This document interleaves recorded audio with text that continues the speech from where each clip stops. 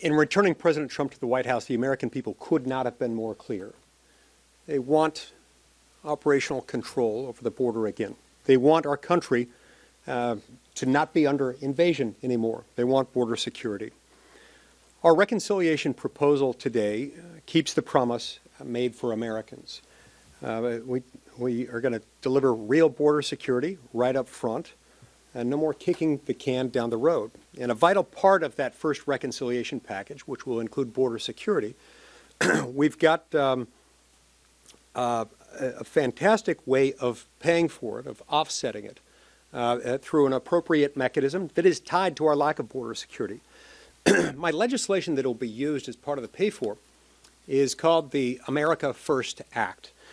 What the America First Act does is to stop, get the federal government to stop subsidizing illegal immigration, stop giving federal welfare benefits and other advantages that are supposed to go to U.S. citizens and not to illegal aliens.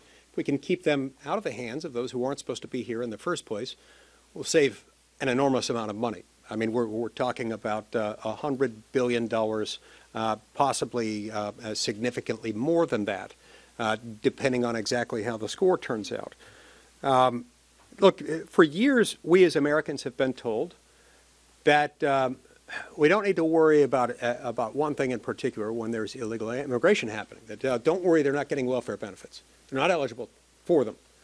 Well, there are some problems with that. One of the many problems with it, under this administration in particular, is that there are millions of people who have come in here and then have been papered over as if they were legal when in fact they are not, through, among other things, the illegal, unlawful use of a technique known as immigration parole. Immigration parole is there to be used for humanitarian or very specific public use purposes on an individualized basis, person by person, never categorical. And yet what did this administration do?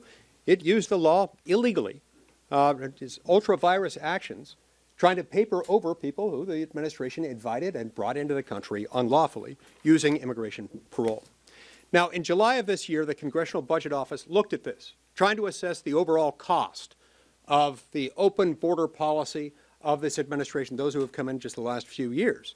And what they concluded was that Biden's failure, his adamant refusal, defiantly his refusal to enforce the border, is adding a cost to American taxpayers of about $300 billion over the next 10 years.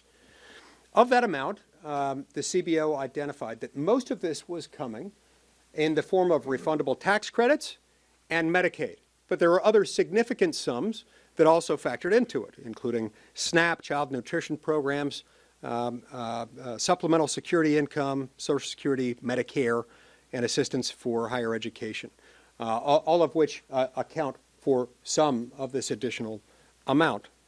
Look, in order to help President Trump fulfill his promise of restoring operational control of the border and to stop illegal immigration, any border package that we send to President Trump's desk has to include a prohibition on these government benefits going to people who are here unlawfully, who were never supposed to be here to begin with. We can send out all the money in the world to Texas for a border wall, but without a serious effort to stop encouraging more people to immigrate illegally, and without additional incentives, removing the additional incentives that are keeping people here, then we're going to continue to have a problem. So that's why this budget reconciliation bill is a big deal, and why it's going to make a big difference for it, and I look forward to getting it done and getting these sums paid for and offset in the reconciliation bill. We're now going to turn to my friend and colleague from the state where I was born, Andy Biggs.